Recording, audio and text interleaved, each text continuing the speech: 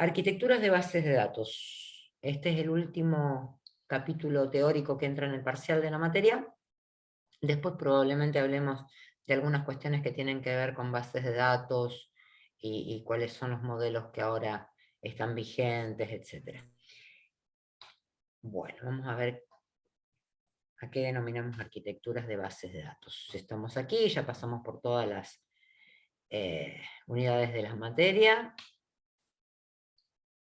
Vamos a hacer un pequeño repasito. Nosotros estuvimos tratando de ver en esta materia, centrarnos en los requerimientos de negocio, de manera de eliminar operaciones y datos innecesarios o redundantes, compartir información, dar acceso a información segura, confiable, precisa y oportuna, y optimizar los procesos de negocio.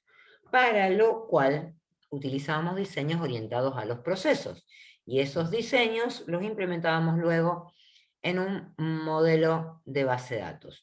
Antes de llegar al modelo de base de datos, nosotros vimos algunas cuestiones como modelizar esa información, crear el modelo entidad-relación, ahí creamos el modelo entidad-relación, después llegamos a normalizar ese modelo o a pasar a tablas el modelo entidad-relación para que pudiera vivir en la base de datos. Bien, esa base de datos, en el momento que se definieron cómo se iban a trabajar, se habló de 3 niveles: el nivel externo, el nivel conceptual y el nivel interno. Esto lo estuvimos viendo como arquitectura ANSI X3 Spark. Fíjense que es del año 1975 esta concepción de cómo tenían que trabajar y que aún subsiste. ¿Cuál era la idea de esto? Independizar lógica y físicamente la forma de almacenamiento y tratamiento de los datos. En el nivel interno teníamos los datos propiamente dichos almacenados, o sea que ese nivel interno dependía del sistema operativo y del hardware donde estuviera instalado. Después teníamos el nivel conceptual, que era el que podíamos migrar de una máquina a otra, de forma tal de no alterar el modelo de datos subyacente. Y luego teníamos el nivel externo, que era el que accedía a ese nivel conceptual para entender cómo estaban guardados los datos, y al nivel interno para definitivamente recuperarlos. Volvimos a todo esto porque vamos a ver cómo implementamos esta arquitectura en las arquitecturas de bases de datos. Por otra parte, teníamos dimensiones de seguridad, que eran estas 3 inicialmente, después se agregan algunas más, pero las 3 más importantes son estas: la confidencialidad, que tenía que ver con la seguridad de accesos, la integridad, con la seguridad de datos, y la disponibilidad, con la continuidad de las operaciones. Vimos en este caso que las transacciones nos aseguraban varias cuestiones de estas, como por ejemplo la disponibilidad, y que si se caía el sistema de bases de datos se recuperaba, teniendo logs de transacciones, logs de accesos para el tema de confidencialidad, por lo cual podíamos crear usuarios, bien, y todas las reglas de integridad que hacían al modelo. Esto también tiene que tener, o sea, tienen que tenerlo en cuenta para pensar en la arquitectura de base de datos. O sea, vemos en las arquitecturas de base de datos, vamos a intentar ver cómo plantear cada uno de estos niveles en el esquema de base de datos, cómo funcionan los mecanismos de seguridad en cada arquitectura de base de datos, y lo vamos a ver desde el punto de vista del responsable de los datos y del usuario. Bien, con lo cual las arquitecturas de base de datos van a estar condicionadas por la infraestructura tecnológica. ¿Qué llamamos infraestructura tecnológica? Al hardware, donde residen las bases de datos, a las modalidades de comunicación que tengamos con ese gestor de base de datos, ya sea a través de una LAN, una red de área local, a través de Internet, si lo necesitamos. Bien, de esa forma los usuarios se van a conectar y de alguna manera también van a estar distribuidas físicamente los datos y las aplicaciones que acceden a esos datos. Entonces, están condicionadas por esas cosas: la forma en que los usuarios van a conectarse y la forma en que se distribuyen físicamente los datos y las aplicaciones. Bien. También vamos a tener que tener en cuenta que para definir la arquitectura de un sistema de base de datos, vamos a estar basados en requerimientos de negocio, en buenas prácticas que tienen que ver con qué es lo mejor para implementar en la actualidad, ¿sí? Y lo mejor no quiere decir que sea lo mejor de todo y nosotros vamos a tener que implementar lo mejor de todo, sino lo mejor para el contexto donde lo estamos implementando. Bien. La primera arquitectura que surgió y que de hecho sigue existiendo en muchas empresas, a lo mejor no Profe, ¿puede en... volver a la diapositiva anterior? Sí, señor. Ahí está. Sí, Mm, ok, ok. Ah, no había terminado ¿Bien? leí algo mal, listo, gracias. Ok. Bueno, vamos a la centralizada.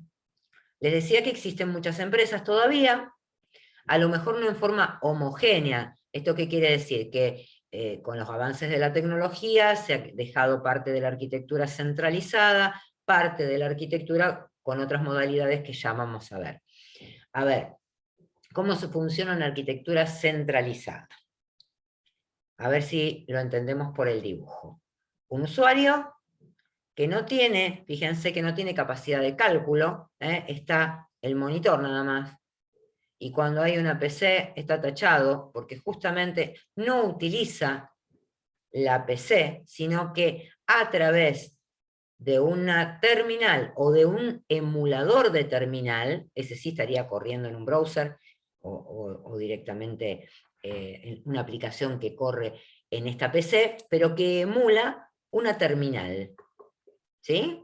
Entonces, a través de esa terminal se conecta a través de una red, que puede ser una red local, ¿sí? O una red que entra a través de Internet, ¿sí? O sea que puede tener una conexión a través de Internet. ¿Qué es este dibujito que está acá? Cortafuego, profe. Un cortafuego. ¿Qué hace el cortafuego? Tema seguridad, accesos, ¿cómo es que se dice? Accesos malignos, evita. Exactamente.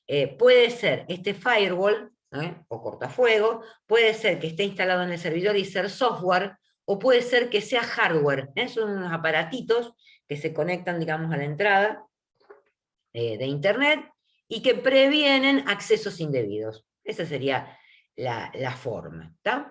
Bien, entonces todos estos usuarios se conectan al servidor. Y en ese servidor, en una arquitectura centralizada, se corren las aplicaciones, el servidor de base de datos y residen los datos. Todo eso en el mismo servidor. Esto piénsenlo que sería como su PC. ¿Sí? Que tienen todo ahí adentro, no haría falta conexión, ¿sí? Sería una arquitectura centralizada. ¿Está bien? Si yo ahora saco el servidor, lo pongo en otra pieza, ¿sí? Me quiero conectar a ese servidor, y lo puedo hacer con un emulador de terminal. TinyTerm, PuTTY, hay un montón de emuladores de terminal. Y lo que hacen es conectarse al servidor. Puedo usar esos bajo Linux y puedo usar, digamos, el escritorio remoto, si alguna vez lo usaron, de Windows, por ejemplo. ¿Tá? Pero lo que voy a utilizar, y eso es lo más importante de la arquitectura centralizada, es que todo reside en un mismo servidor, ya sea datos como aplicaciones y el mismo motor de la base de datos. ¿Estamos? ¿Se entiende ahí? Sí, Servidor central, recién datos, se ejecuta el motor del sistema de gestión de base de datos y las aplicaciones, acceso a los usuarios a través de terminales o emuladores de terminal. Hoy casi no existen terminales. Hemos visto algunas en la Facu, no sé si llegaron a verlas, que había para conectarse desde unas terminales que estaban en los En el pasillos. segundo piso puede ser, eh, profe. En el sí, segundo las piso, terminales exactamente. Son bobas. terminales, son pantallas bobas, ¿sí? A veces las teníamos en los bancos también, a veces podemos encontrar algún sistema viejo que corre en los bancos y que acceden a través de terminales. Bueno, entonces, yo puedo conectarme a través de una red LAN. ¿Saben lo que es una red LAN? De área local sería, profe. ¿Y qué Claro. significa? Que están todas las computadoras conectadas, como físicamente. Sí, en una WAN también, pero ¿cuál es la diferencia entre una WAN y una LAN? Uy, no me acuerdo. Lo vimos hace 2 años. La de One me Pues, parece, profe, que era de área extendida, era a más alcance, digamos. Me la parece. LAN es por cable, puede ser, y la WAN es inalámbrica. No necesariamente.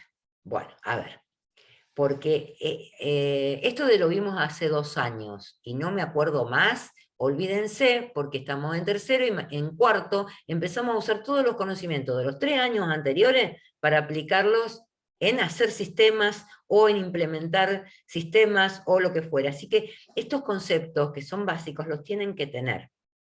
En una LAN hay un cableado dentro de la organización, ¿sí? Red de área local. Hay un cableado dentro de la organización, que puede ser un cable que conecta todas, hay distintas topologías, y eso los deben haber escuchado, por lo menos, nombrar, ¿sí? Hoy existe el cableado estructurado. Bien. No necesito internet para que funcione, porque este año tomé un parcial en administración de recursos y parece ser que para una red de área local necesitan que esté internet funcionando. No, no necesito internet. Puedo estar desconectado del mundo, tener un cableado dentro de mi organización y que funcione, que se conecten todas las computadoras. ¿Está? Entonces, ese es el servicio de área local. El servicio de área amplia sí requiere de algo, requiere o de un cableado específico para la organización. En una época se hacían líneas punto a punto para tener, digamos, conectadas PCs que estaban muy lejos de la organización, obviamente es un costo imposible. Entonces hoy se accede a las redes de área amplia a través de servicios de Internet. ¿Sí? Necesito un servicio de Internet. Contrato una VPN cuando... Cuando ya está muy lejos el ordenador y No, tiene que entender. no, por una cuestión de seguridad. Una red privada, profe. Claro, red privada virtual. ¿Está?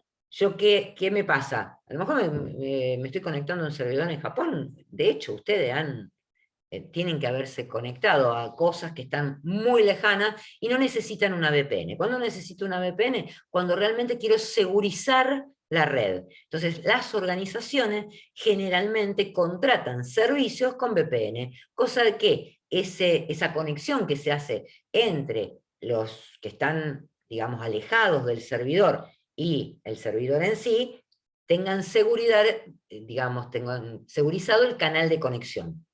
¿Está? Es para eso. Pero la red de área amplia sí necesita de un servicio de Internet para que pueda funcionar. La red de área local no. Y las puedo mezclar, puedo tener una red de área local y una red de área amplia. No, no hay ningún problema. Bien, hasta ahí, entonces, nos quedamos con los componentes. Servidor central, terminales y obviamente una red que conecte esas terminales o PCs con emulador de terminal a el servidor central. Bien.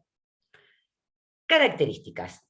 El servidor central es el único de controlar el acceso, ¿sí? O sea que la gente se tendrá que loguear en sus respectivas terminales, ¿sí? Y el servidor central tendrá que controlar el acceso. Ahí tendríamos la seguridad de acceso, obviamente con todos los mecanismos de seguridad que dijimos recién, el firewall, si una VPN, si se conecta a través de la VPN, que no, digamos, lo tiene que hacer ya sea que se está conectando a una base de datos o sea que se está conectando a un archivo que reside en el disco. O sea, las otras cuestiones de seguridad siempre tienen que estar. Pero en cuanto a lo que es base de datos, la base de datos va a controlar el acceso de esas múltiples terminales.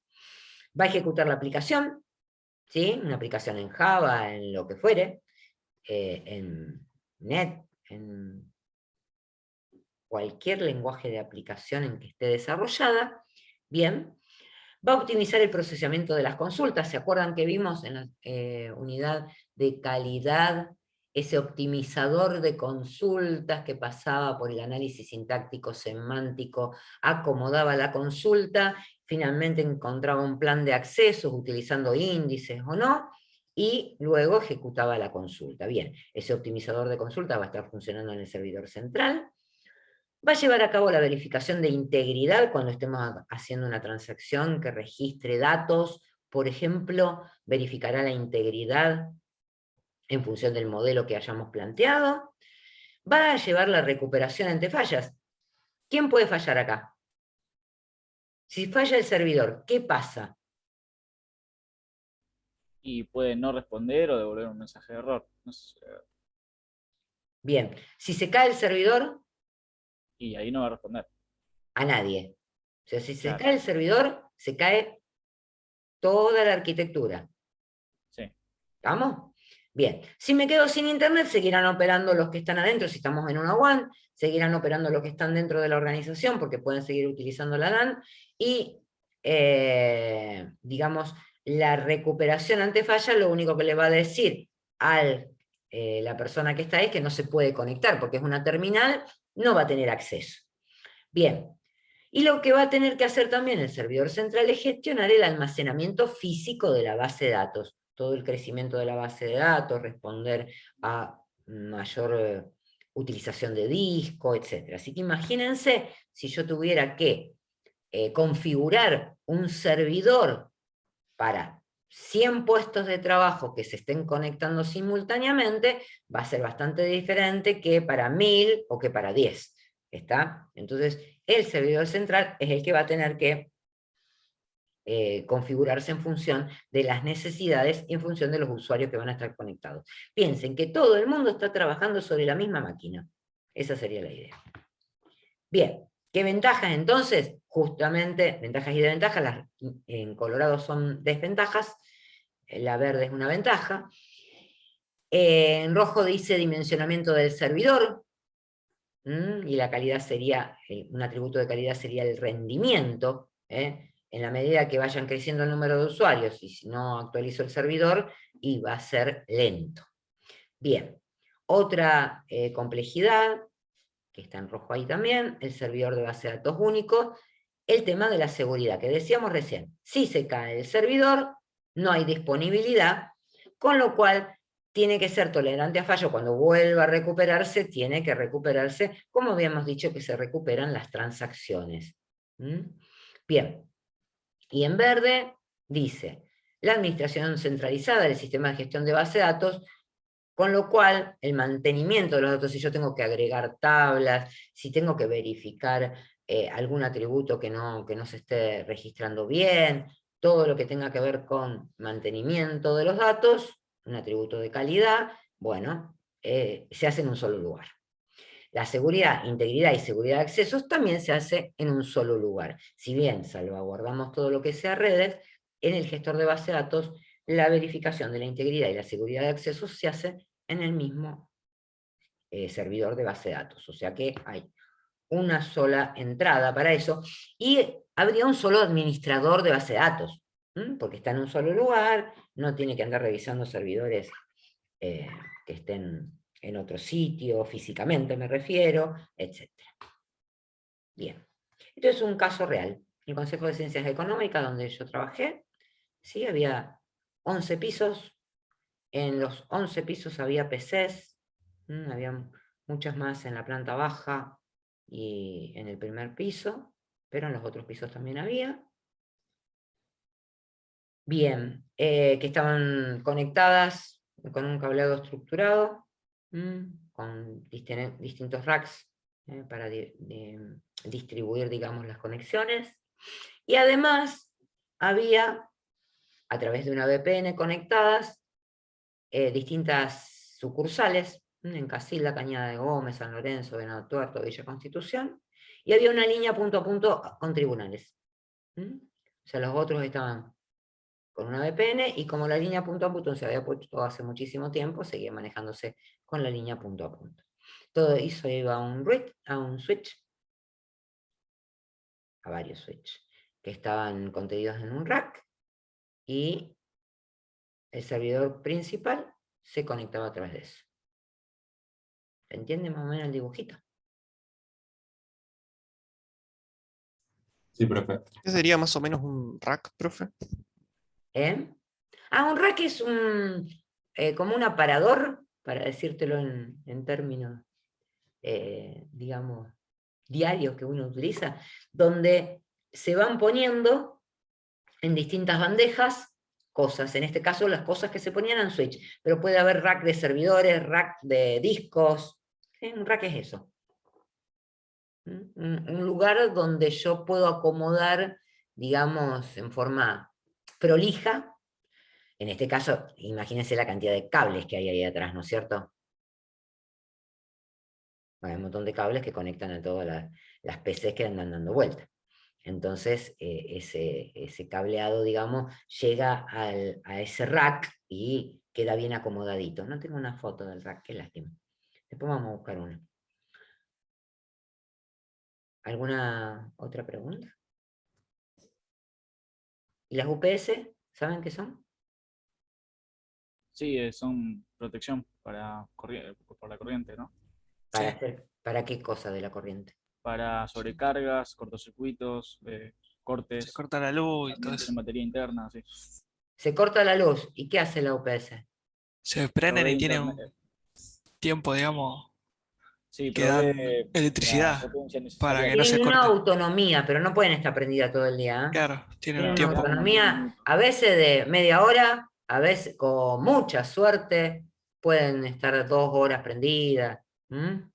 Tienen que tener mucho mantenimiento porque las baterías se desgastan mucho, no son las baterías que conocemos normalmente.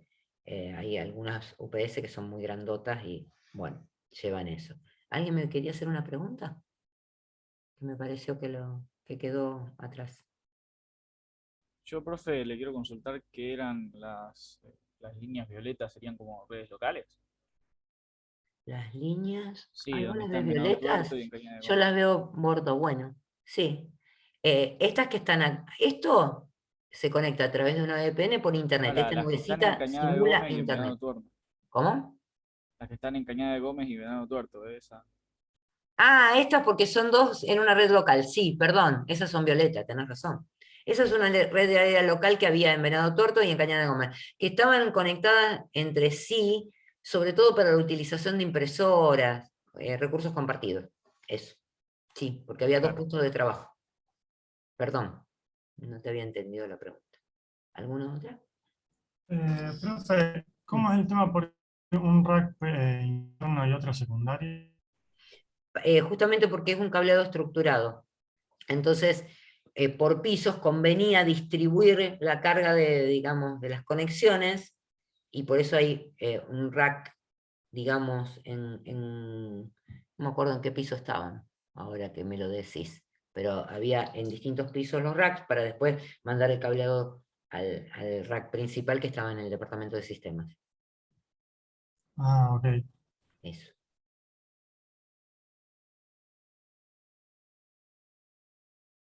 Mira, este apunta.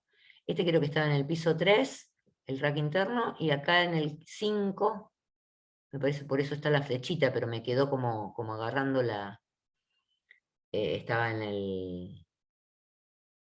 el 5, me parece, ¿eh? Por ahí estoy diciendo algo que no recuerdo. Bien. ¿Se entiende la infraestructura? Bueno, esta infraestructura después cambió un poco porque, por eso se las puedo mostrar, porque se agregó seguridad, se agregaron una serie de cosas que mejoraban, digamos, la disposición de los switch y todo eso. Pero es válido para ejemplo. Bueno, hasta ahí la arquitectura centralizada, no tiene más vuelta, servidor central, reside todo ahí, se corta la conexión con el servidor central, que de hecho una vez se cortó, porque desconectaron el cable que iba del servidor al switch, estuvo genial. Perdón, que iba del switch a toda la infraestructura digamos, de cableado. Hay chicas que quedaron sin... ¿Te imaginas cómo sonaban los teléfonos, no? ¿Qué pasa con el servidor? Bueno, lo habíamos desconectado sin querer. Bien. Arquitectura cliente-servidor. Acá cambia un poco la historia. Y como su nombre lo indica, va a haber algo que es cliente y va a seguir existiendo este servidor que comentábamos recién. Entonces vamos a ver un poquitito cómo es la infraestructura. Acá comentaban en el chat que no lo había visto, que en el laboratorio de IBM había una UPS, ¿decís?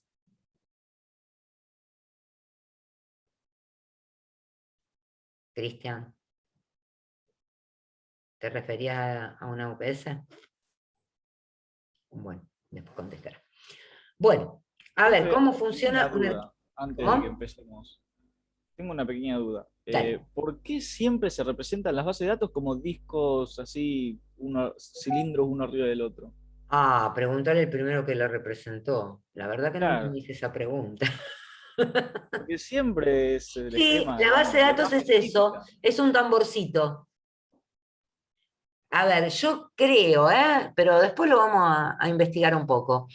Creo que fue porque inicialmente, que eran los motores de almacenamiento ISAM, vos tenías que pensar en muchos discos apilados. A lo mejor se refiere a eso, pero si te digo te miento, pero se representa así, es cierto. Es lo mismo que el firewall, porque se llama firewall, pero nosotros le decimos cortafuego, ¿está? Claro, Entonces nosotros le decimos cortafuego. Y acá es una pared de ladrillo visto, ¿viste? Pero ellos le dicen firewall, entonces por pared tenés el dibujito de la pared. claro. Bueno, Por ahí usted tenía algún dato que yo no tenía. no, Una cuestión no, histórica. nunca se me ocurrió pensarlo. Después vamos a investigar, ahora me picó la duda. Bueno, ¿qué es lo que existe acá que no existía en el dibujo anterior? Que cada uno de los usuarios que se conectan tienen una PC, fíjense, pero algunas son más gorditas y otras son más flaquitas las PC.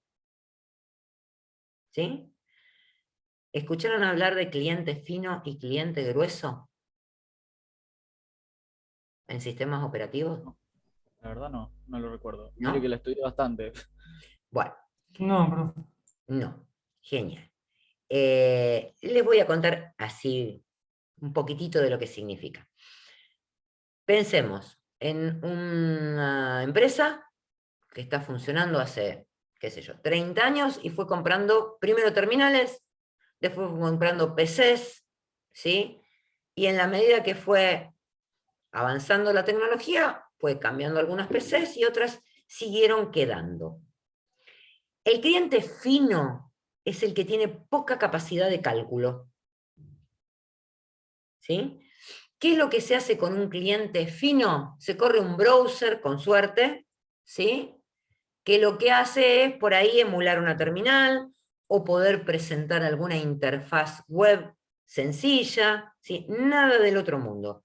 Pero no va a poder hacer cálculos, porque no tiene capacidad. Si los hace, y va a ser muy lento. ¿Está? El cliente grueso, y por eso se denomina así, es el que ya tiene, digamos, mucha potencia de cálculo, seguramente tiene mucha más memoria, tiene una arquitectura de discos más importante, etc. ¿Sí? Acá puede correr ya un sistema, ¿sí? Una aplicación, sin requerir, o sea, sin que se demore su ejecución, si tiene que ordenar datos, etc. ¿Se entiende más o menos? Sí, perfectamente. Perfecto. Si yo tuviera que ordenar una grilla en una PC que no tiene memoria, sería, digamos, una carreta. En cambio, en un cliente grueso, eso se hace rápido. Esa sería la diferencia. ¿Y por qué hay que considerar esta diferencia?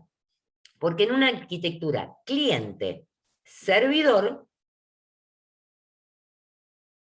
el usuario que está acá, que tiene una PC, ejecuta la aplicación cliente, y se conecta al servidor solamente para buscar datos. Bien. Pensar en una arquitectura cliente-servidor a lo mejor les cuesta un poco, pero si pensáramos en el Workbench, que está funcionando como una arquitectura cliente-servidor, aunque no nos demos cuenta, y no nos damos cuenta porque nuestro servidor es la misma PC, pero si nosotros nos conectáramos a través de un dominio en otra PC, ¿sí? Ahí cuando conectamos no le decimos localhost, sino que nos vamos y nos conectamos a una PC que está en otro lado, ¿sí? Funcionaría como una arquitectura cliente-servidor. ¿Qué hace el cliente? Le escribe un select, ¿sí? Le pide datos. Eso se manda al servidor, el servidor busca los datos y se los devuelve al cliente. ¿Qué hace el cliente con esos datos? Y si estamos pensando en una aplicación de escritorio, en una aplicación, qué sé yo, en C#, recibió los datos, lo mete en una grilla para que el usuario los ordene y haga lo que quiera con esos datos, calcule cosas, elija un producto para después hacer una factura. ¿Se entiende? Entonces yo mando la sentencia select, se ejecuta acá la búsqueda de los datos, vuelven los datos a el cliente que los pidió y el cliente los utiliza. ¿Qué pasaría con el cliente fino? Y complicado, porque si nosotros le hacemos ordenar una grilla al usuario en un cliente fino, y probablemente no nos quiera mucho, ¿sí? Después de hacer eso nos va a decir, ¿por qué me pusiste esta PC? Es muy lenta, bla, bla, bla, bla. ¿Qué se hace en un cliente fino? Y probablemente se deje que la aplicación corra, como acá está dibujado, en un servidor de aplicaciones. Y ahora va otra pregunta. ¿Escucharon hablar de la arquitectura de 3 capas? Me parece que sí. Bien, ¿dónde? En diseño de sistemas. Bien. ¿Y qué te contaron de la arquitectura de 3 capas? A ver, ¿qué te acordás? Es la Capaz que de lo estoy modelo confundiendo vista con MVC. controlador. Claro, yo estoy pensando en el modelo vista controlador, Bueno, pero bueno, es parecido. Tenés la capa de datos, la capa de acceso y la capa de vista. bien, Solamente perfecto. La capa de vista en esta infraestructura, ¿dónde la pondrías? y en el servidor La de vista, ¿eh? web, claro. Sí, en La el de que vista. acceden las terminales, los clientes finos. En los clientes Solamente. finos podría ir, o en los clientes gruesos también, ¿sí? Claro, yo me refería al servidor donde acceden los finos.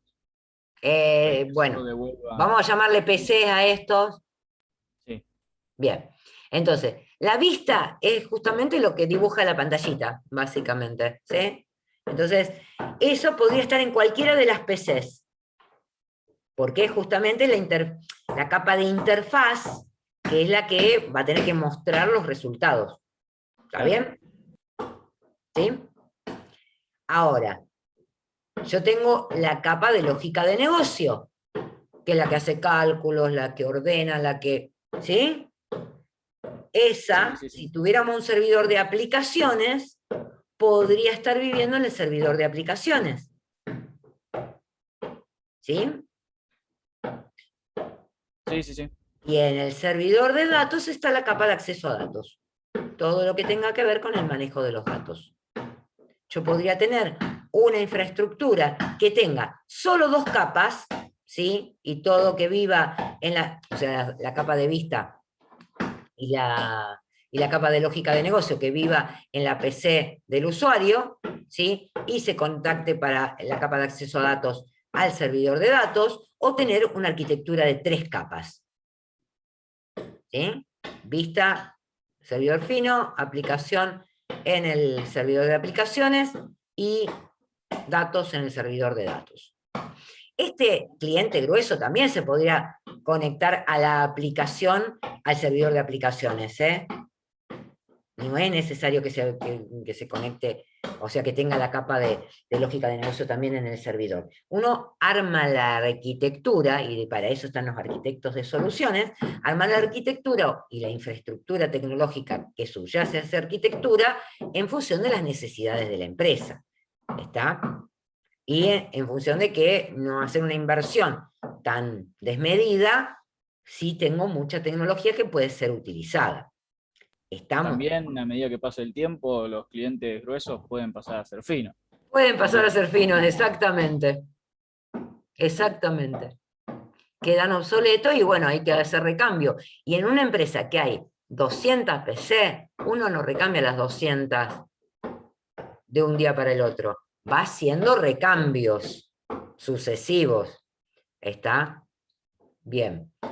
Bueno, cada una de estas formas de digamos, armar esta infraestructura tiene ventajas y desventajas. Porque si yo tengo una aplicación corriendo en el servidor de aplicaciones, pero también corriendo en las PCs de usuario, y tengo que hacer una modificación, tengo que impactar esa modificación en el servidor de aplicaciones y en cada una de las PC. Entonces, y fíjense que por ejemplo, este cliente se está conectando a través de Internet, esto es en área local, pero esto es a través de Internet, entonces hay que buscar la mejor forma de que todo funcione de la mejor manera. Bien, vamos al texto.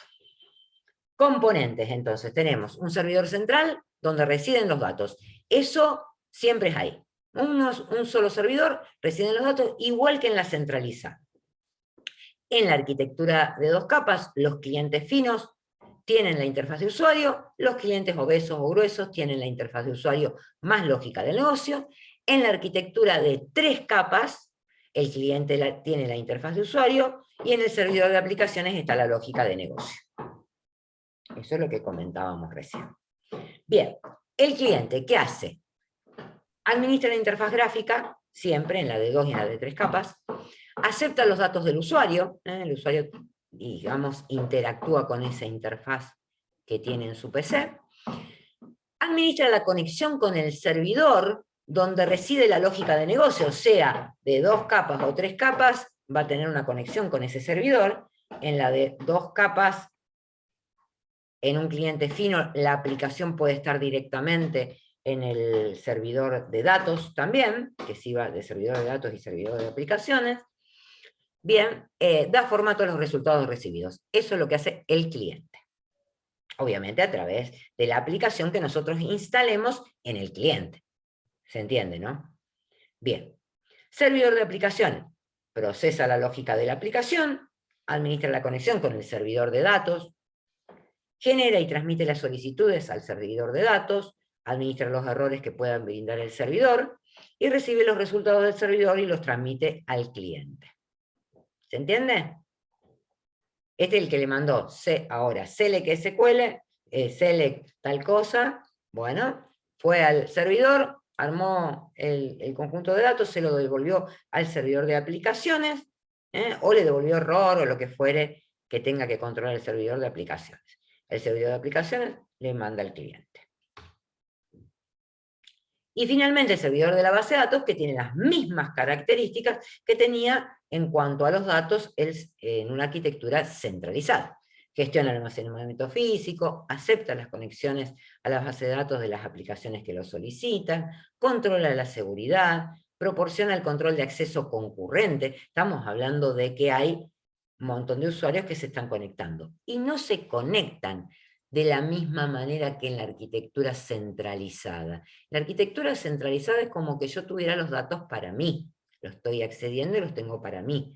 En una arquitectura cliente-servidor, muchas veces, para no sobrecargar al servidor, trabajamos de un modo que se llama desconectado. ¿Alguna vez lo escucharon mencionar? Me puedo imaginar una WPA, pero no, fuera de eso no. A ver, viste que cuando uno se conecta desde un lenguaje de aplicación a la base de datos, lo que abre es una conexión. Sí. ¿Sí? Bueno, abro una conexión, ejecuto la sentencia select, me traigo los datos. ¿Qué hago después? Cierro la conexión. Cierro la conexión. ¿Y qué hago después? Si uso los datos, y si necesito Uso más los datos, datos. vuelvo a abrir otra conexión. Ahí está. Bien, tengo los datos en memoria. ¿Sí? En la memoria de la PC. ¿Estamos de acuerdo? Porque yo cerré la conexión con el servidor, o sea que los datos están residiendo en algún lado. Sí. Bien, están en la memoria de la PC del usuario. Y el usuario los ordenó, buscó un cliente y dice, uy, mirá, este cliente tiene mal puesta la dirección.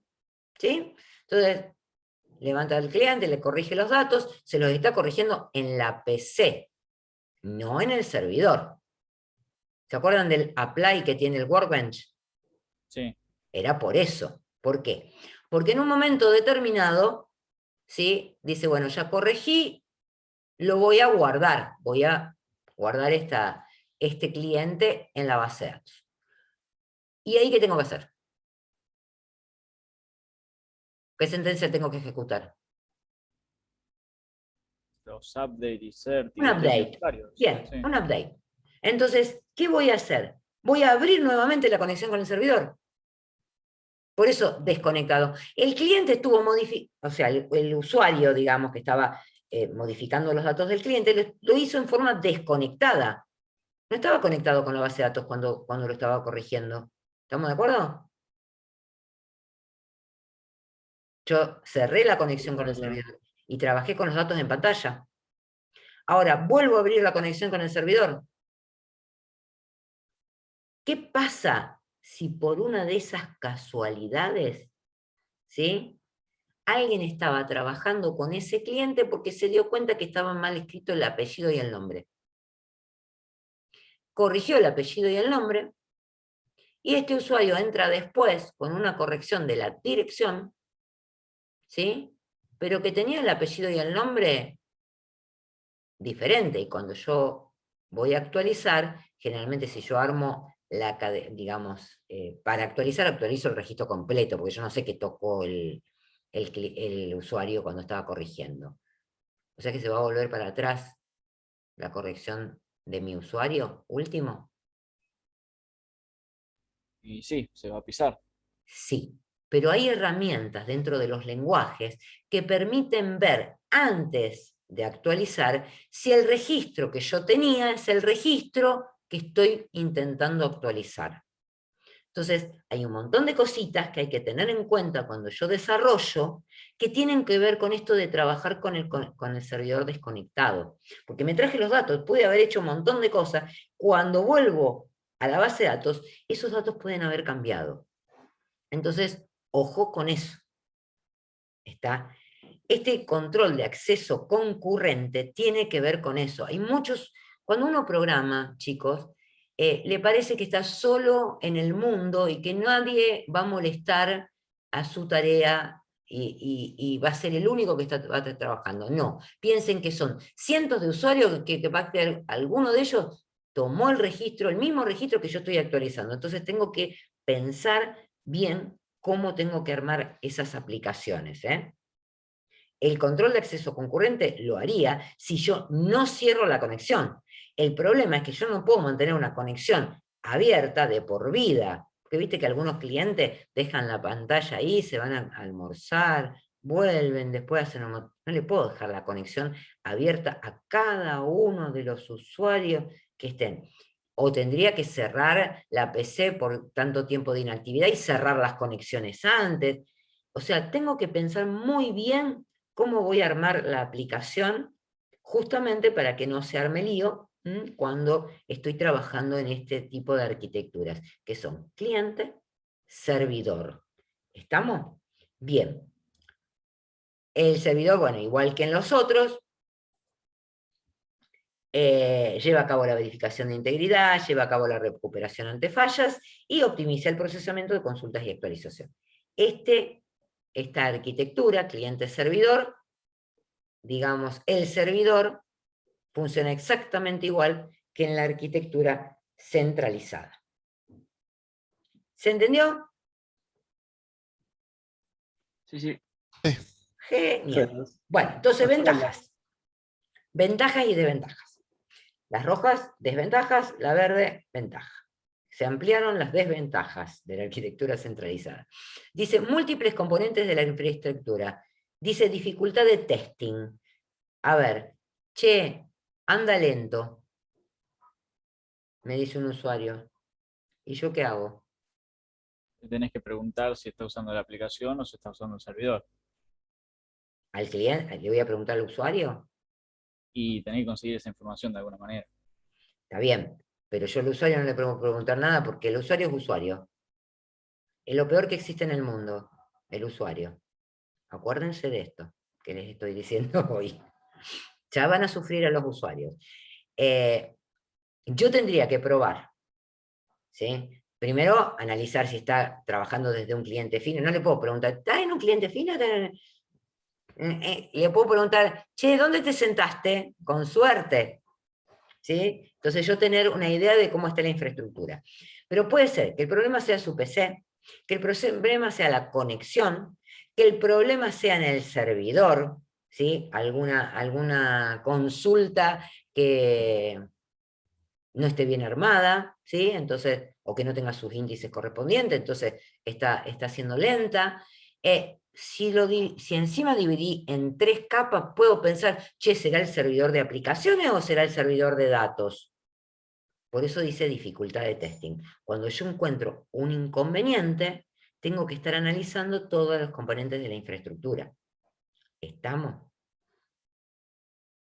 Esto que yo les decía, se modifica la aplicación y resulta que a un usuario no se le modificó la aplicación. Entonces está trabajando todos los usuarios con la aplicación nueva, menos un usuario que por alguna razón no se le modificó la aplicación en su PC. Entonces dice, che, me da error, cada vez que voy a hacer algo me da error. Me da error de que hay un dato que no está. Dice, pero yo no lo tengo, claro, le habíamos cambiado, qué sé yo, el ingreso de ciertos datos, donde alguno de los datos era obligatorio, entonces el servidor de datos me está devolviendo un mensaje que dice, falta el dato fulano. ¿Sí? Bueno, entonces ahí hay que ver que no se le actualizó a este usuario la aplicación en su PC, etc. ¿Está? Bien. Antes en la arquitectura centralizada teníamos el dimensionamiento del servidor. Ahora, no solamente tenemos el dimensionamiento del servidor, sino que tenemos el dimensionamiento del servidor, el de los clientes y el de las conexiones en red. Antes, la conexión en red en la arquitectura centralizada, lo único que movía era interfaz. La imagen de la interfaz, y eso pesa poco. La imagen de la interfaz del servidor, porque estaba todo corriendo en el servidor. Ahora no, ahora corre en la PC, o sea que los datos viajan por la red y van al servidor de aplicaciones o a la PC, ¿sí? Entonces las conexiones de red son muy importantes. Con lo cual eso condiciona el rendimiento. Otra cuestión, que ya lo teníamos antes, era la seguridad, disponibilidad y tolerancia a fallos como algo, digamos, en rojo a tener en cuenta.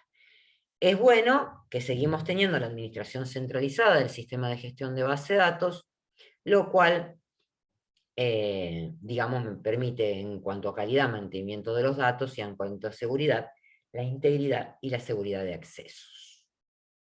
¿Quedó entendida esta arquitectura cliente-servidor? Sí, profe. Sí, sí.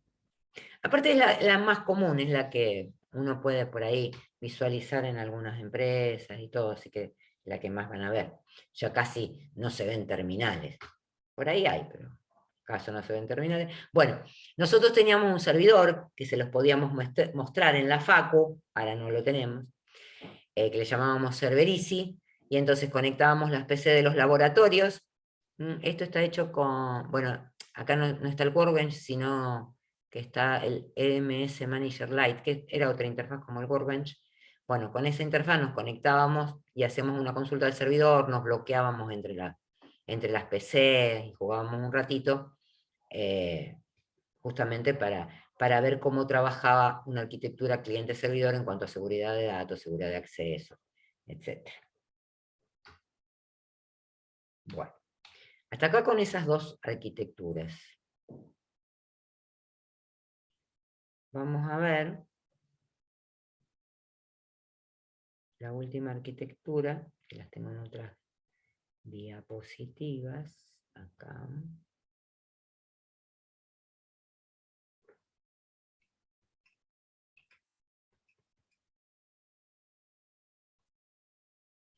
Que es la arquitectura distribuida. A ver, yo les vuelvo a repetir que hoy ninguna de estas arquitecturas es totalmente homogénea. Hay mix, hay centralizadas con cliente-servidor, hay de todo.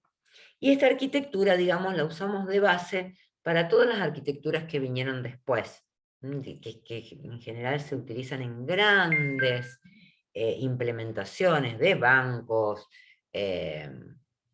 tarjetas de crédito internacionales, ese tipo de cosas, ¿sí? Lo vamos a ver en esos lugares implementados. Bien. Dice, ¿dónde se puede utilizar una arquitectura de bases de datos distribuida? En organizaciones que tienen distintas sedes o departamentos, y permiten que esos datos, en lugar de residir en un servidor central, como lo vimos antes, residan cercanos a esa sede o departamento de la organización. ¿Mm?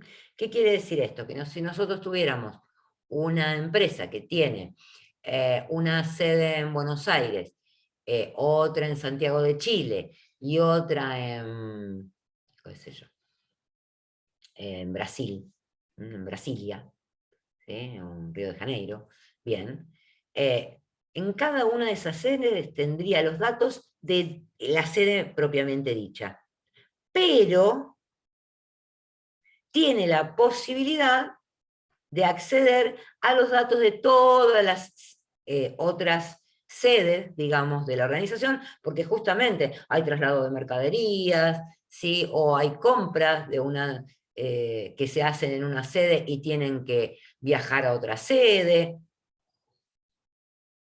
Tienen datos que son en conjunto necesarios y datos particulares de la sede, como los empleados que trabajan en la sede, y entonces se les liquida sueldo de la forma que se le liquida, porque en cada organización, digamos, cada sede estaba en un país diferente, entonces en cada uno se les liquidan los sueldos de una forma diferente, entonces todas las aplicaciones y los datos de la sede en la sede, pero con posibilidad de acceso a todas las otras sedes, a los datos de las otras sedes. A ver si lo podemos mejorar. Tiene una colección de datos compartidos y relacionados, que sería esto. Y los datos están divididos en fragmentos. No quiere decir que yo vaya a tener 3 tablas de empleados, sino que voy a tener una tabla de empleados donde un pedacito está en Brasil, otro pedacito está en Buenos Aires y la otra en Santiago de Chile. A ver, pensémoslo con la tecnológica, la UTN. La UTN tiene regionales en todo el país. Pero cuando se emite el título, ¿desde dónde se emite? A ver. ¿Sí ¿De saben? Buenos Aires, profe? Ajá, desde rectorado. Todos los datos se concentran en rectorado, todas las actas de exámenes, todo lo que ustedes hicieron en la facultad, viaja a rectorado, ¿sí? Y en rectorado se emite el título. O sea que rectorado tiene que tener acceso a todos los alumnos de todas las regionales del país. No está implementada esta base de datos, por eso es que se mandan físicamente los datos, ¿sí? En cada regional se maneja un sistema propio, los datos propios, etc. Pero si estuviera implementado un sistema de este tipo, rectorado podría acceder a los datos de todos los alumnos de todas las regionales. De hecho, hoy, con esto de la virtualidad, se empezó a prever que ustedes puedan cursar materias, por ejemplo, en la regional de Córdoba. Materias que no se dictan en la regional de Rosario. Se está viendo la posibilidad. Y estaría bueno, porque a lo mejor hay algunas electivas que hay allá, que no están acá, que uno los podría cursar. Bueno, pero ¿cómo hacemos? ¿Le mandamos todos los datos de allá para acá? ¿Sí? No, en una arquitectura distribuida, lo que podrían hacer de Córdoba es consultar los datos del alumno que está en Rosario, para ver si le dan las correlativas para cursar, etcétera, etcétera, por ejemplo. ¿Está? Bien, eso en cuanto a lo que se llama fragmentación. Los datos divididos en fragmentos, cuyos fragmentos están en cada una de las localizaciones. ¿Qué quiere decir esto? Que yo puedo acceder a los alumnos en forma global, o puedo, desde mi localización, accedo a mis datos que están en mi servidor, que son los de Rosario. No necesito ir a Córdoba a buscar. Iría a Córdoba, digamos, el mismo gestor buscaría en Córdoba si necesita los datos de un alumno de Córdoba. Bien. Pero ¿qué otra característica que mejora la utilización de este tipo de base de datos? Es que esos fragmentos se pueden duplicar. ¿Qué quiere decir esto? Vamos a suponer que Buenos Aires, rectorado, está mirando los alumnos de todas las regionales porque está haciendo estadísticas, etc. Pero resulta que la conexión con Rosario, por alguna razón, se cayó.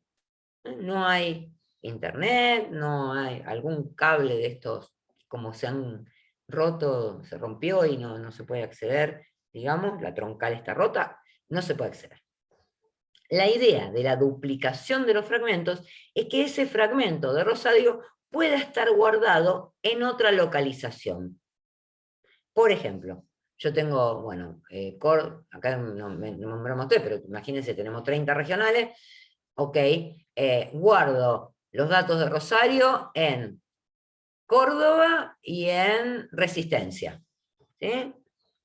Tengo 2 copias de seguridad, el mismo sistema se tiene que dar cuenta que están esas copias, ¿sí? ¿Y qué hace? Ah, no puedo acceder al dato en Rosario, bueno, busco en Córdoba. Ah, también tengo problema con Córdoba, ah, busco en Resistencia. ¿Sí? ¿Se entiende? El sistema solo se da cuenta porque obviamente se configuró de esa forma, de que se hagan fragmentos duplicados en tales emplazamientos, en tales localizaciones, ¿sí? Que se coloque ahí y el mismo sistema va a dirigir la búsqueda a donde tenga que hacer. ¿Se entiende? Sí, pero Sí, sí. Es un lío, pero bueno, la complejidad hace a una mejor, digamos, performance después. Bueno, a ver, pregunta, vamos a suponer que en Rosario tengo una copia de los datos de Córdoba, ¿sí? Por las dudas, por seguridad, qué sé yo. Y yo estoy haciendo una búsqueda de los alumnos, de un alumno que está en Córdoba. ¿Qué les parece que hará el sistema distribuido? ¿Irá a buscarlos a Córdoba? Y yo creo que sí, porque depende de qué tanto se actualice la copia que está en Rosario. Ahí está, depende de la actualización. Pero en general, lo que va a tratar es de buscar la localización más próxima, para que sea más veloz el acceso. Claro. Entonces, si tenés una copia, busca en la copia. Obviamente, si tenés que hacer una actualización, no. Si tenés que hacer una actualización, la va a hacer en la localización central, porque después esa localización tiene que repartir las copias a los, digamos, los fragmentos que actualizó a los otros emplazamientos donde están las copias. ¿Se entiende? Pero si tengo que hacer solamente consultas y no es, digamos, no es tan requerido que yo tenga que tener la última actualización vigente, lo puedo hacer desde ahí. Directamente va a acceder a los datos de Rosario. Bueno, los datos en cada emplazamiento están bajo el control de un sistema de gestión de base de datos, o sea que yo necesito el motor de base de datos corriendo en cada uno de los servidores que están en cada una de las localizaciones. Bien.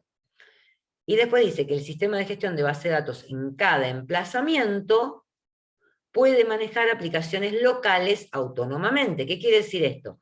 Que en cada emplazamiento yo puedo tener una aplicación que no están utilizando todos los otros emplazamientos, ¿sí? Porque es propia de esta regional, es propia de esta, digamos, localización, las demás regionales no la utilizan, con lo cual lo puedo manejar autónomamente en mi localización, ¿sí? En mi regional, en este caso que estamos dando el ejemplo de la tecnológica. Bueno, ¿cuándo tiene sentido esto?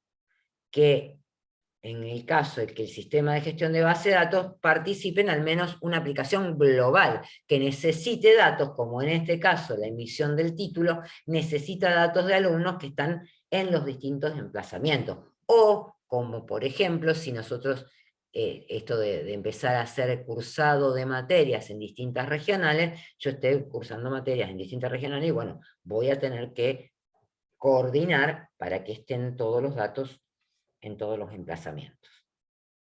Digamos, y voy a necesitar datos de otro emplazamiento, si no, no tendría sentido. Bien, ¿cuáles serían las ventajas y desventajas?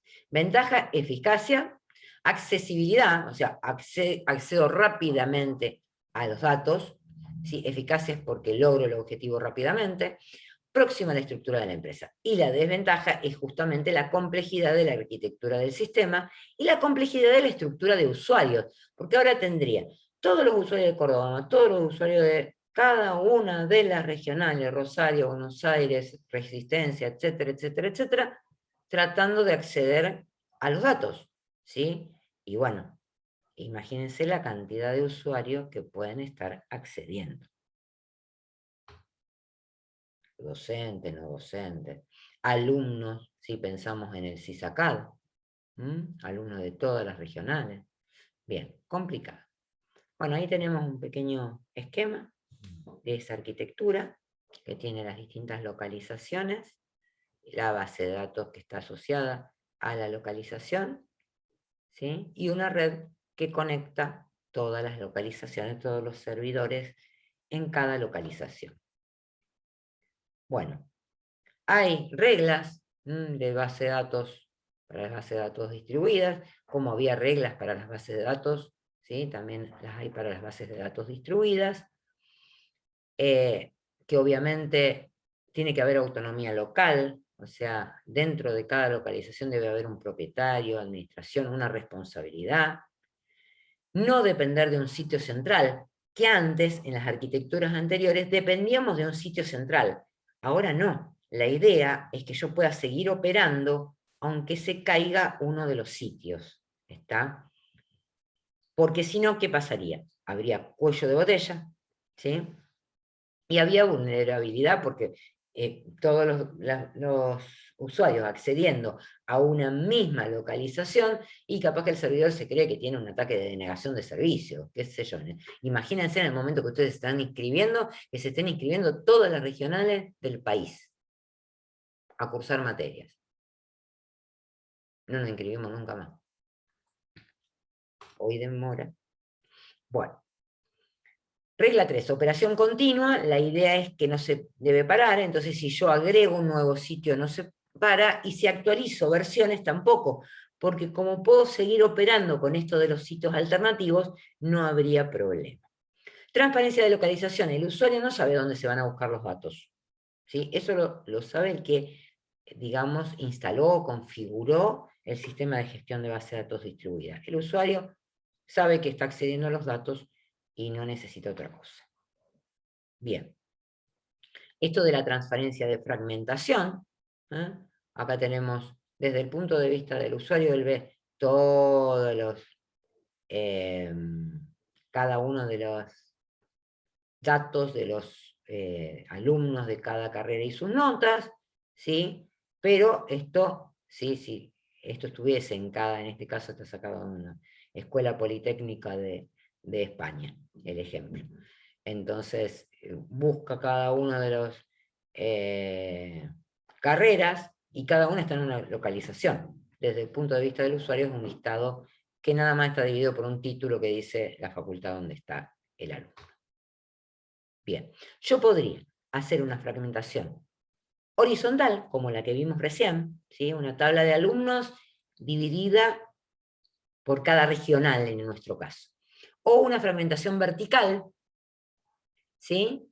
Que se refiere a una operación de proyección, donde yo agrego columnas que necesito en función del lugar donde esté, porque quiero almacenar otros datos de mis alumnos en mi regional, y bueno, agrego una columna, ¿sí? Que en realidad lo que hace es agregar una nueva tabla con el atributo de identificador, ¿sí? Para poder después combinar las dos tablas y devolver los datos. Por eso dice conservando la clave primaria. Bueno, y esa recomposición se puede hacer, digamos, con unión, en el caso de ser una fragmentación horizontal, o con un join, en el caso de ser una fragmentación vertical. Bueno, y el usuario obviamente no debe notar la fragmentación.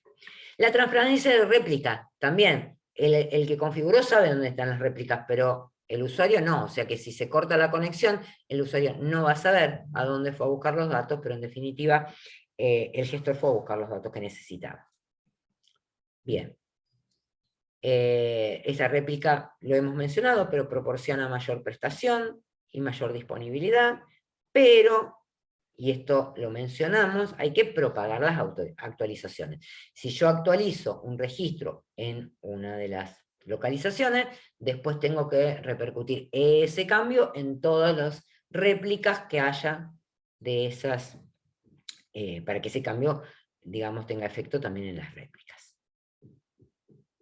creación y destrucción de réplicas, transparente también al usuario.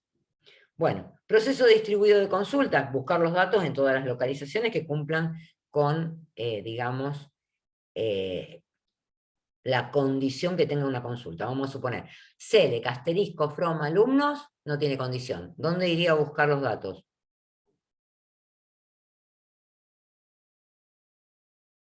¿Cómo, profe? Un select asterisco from alumnos. ¿Dónde iría a buscar los datos? O a todos lados. A todos lados, a todas las localizaciones. Y resulta que yo después, en una aplicación que estábamos acá en Rosario, ¿sí? Y le muestro solamente los de Rosario. ¿Tiene sentido? No tendría sentido. Yo tendría que, en mi aplicación, decir select asterisco from alumnos, where, regional igual Rosario. ¿Está? Porque así se queda en mi localización, no anda desparramando de la consulta por todos lados, ¿sí? Y cuando vuelve, encima yo le filtro, en la pantalla le filtro, no, mostrame los de Rosario. Le hice hacer un trabajo innecesario de un procesamiento distribuido de la consulta, cuando en realidad yo necesito los datos de acá, y podía haber ido directamente al servidor de acá. Entonces tengo que armar muy bien las consultas, ¿sí? Armar muy bien las transacciones, porque una transacción que mueva a un alumno de una regional a otra, fíjense que está haciendo una transacción sobre 2 gestores de base de datos. O sea que esa transacción, ¿se acuerdan que la transacción, si se tenía la propiedad de atomicidad, si se caía se tenía que recuperar, etcétera, etcétera? Bueno, ahora se tiene que hacer en 2 sistemas de gestión diferentes.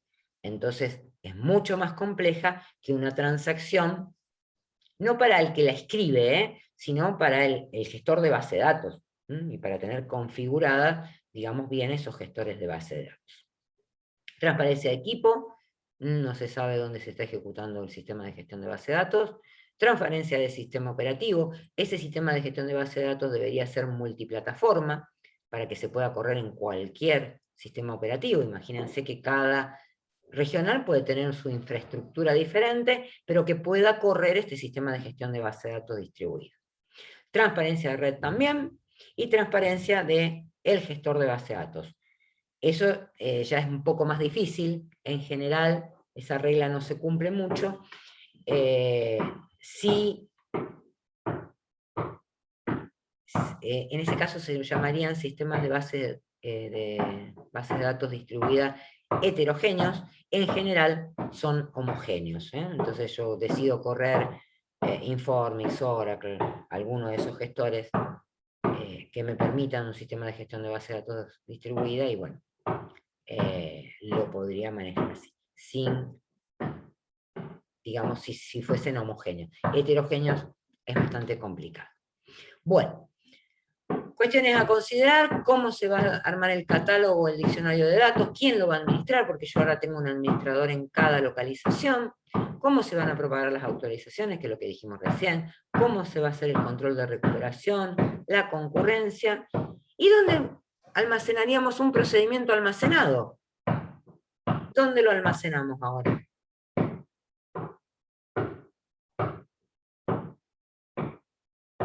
En uno solo de los gestores, en todos los gestores. Le tendremos que poner un nombre al procedimiento almacenado que lo dirija, o algo que lo dirija a una localización específica donde está almacenado, porque acuérdense que el procedimiento almacenado se ejecuta sobre el servidor donde se está, digamos, donde está almacenado. Entonces, ojo con eso, que llamar a un procedimiento almacenado que está en mi localización va a ser una cosa, o un procedimiento almacenado que está en otra localización va a ser otra. Entonces hay que tener mucho cuidado con eso para ver cuál se está ejecutando, para que no demande muchos requisitos de, digamos, de conexiones, etc. Bien. Bueno, esto ha tenido mucha evolución, ¿sí?